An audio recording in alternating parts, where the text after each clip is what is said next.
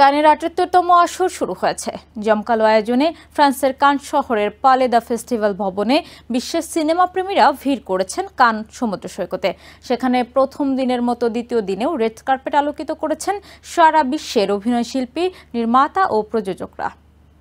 কান international film ফেস্টিভ্যালের দ্বিতীয় দিনেও সাজানো হয়েছে নানা আয়োজনে। বুধবার উৎসবের দ্বিতীয় দিনে চমক নিয়ে হাজির হয়েছেন হলিউড তারকা অভিনেতা টম ক্রুজ। ৩ বছর পর কানের রেড কার্পেটে ফিরলেন তিনি। Mission impossible the final reckoning এর প্রিমিয়ারের জন্যই কানের লাল গালিচা আলোকিত করেন তিনি।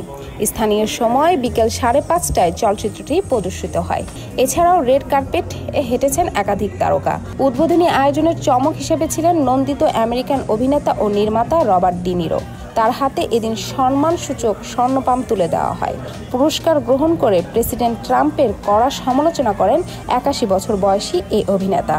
ডোনাল্ড ট্রাম্পকে শিল্প বিরোধী প্রেসিডেন্ট আখ্যা দিয়ে নিরো মন্তব্য করেন শিল্পের শত্রু তিনি। এদিকে বুধবার আমন্ত্রিত হয়ে কান চলচ্চিত্র উৎসবে যোগ দিয়েছেন বাংলাদেশের চলচ্চিত্র অভিনেত্রী ও প্রযোজক খাদিজা পারভিন বর্ষা। আসরের ওয়ার্ল্ড ওমেন কান এজেন্ডা ডিসকাশন বিভাগে আমন্ত্রণ জানানো হয়েছে এই অভিনেত্রীকে। নারীদের আয়োজিত এই সভায় বর্ষার সঙ্গে আলোচনায় অংশ নেন ইসাবেল মারিয়ানি, নোরা আনমানির মতো জনপ্রিয় অভিনেত্রীরা। আগামীকাল 15 মে অনুষ্ঠিত হবে এই আলোচনা সভার দ্বিতীয় পর্ব। এবছর কান উৎসবের আগামী 10 দিন হতে যাচ্ছে বলিউডময়। একাধিক ভারতীয় সেলিব্রিটি কান চলচ্চিত্র উৎসবে যোগ দিতে যাচ্ছেন। কানের লাল গালিচায় এবার আলো ছড়াবেন ঐশ্বরিয়া রায় বচ্চন, আলিয়া ভাট ও লাপাত্তা লেডিস খ্যাত নিতাংশী গোয়েল সহ বেশ কয়েকজন অভিনয়শিল্পী। আর নিতাংশী হলেন ভারতের সবচেয়ে কম বয়সী অভিনেত্রী যিনি কানের রেড কার্পেটে হাঁটতে চলেছেন। এবছর কানের জাহ্নবী কাপুর ও ঈশান খাট্টার অভিনীত হোমবাউন্ডের প্রিমিয়ার হতে চলেছে। তাই খুব স্বাভাবিকভাবেই এই দুই তারকাকে উৎসবে দেখা যাবে।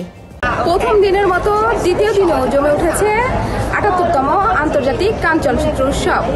আগামী 11 দিন এভাবেই জৌলুস ছড়াবে কান, এটাই প্রত্যাশা শেখ সামিরা, টিভিএন 24, পালে দ্য ফেস্টিভ্যাল ভবনের রেড কার্পেট থেকে।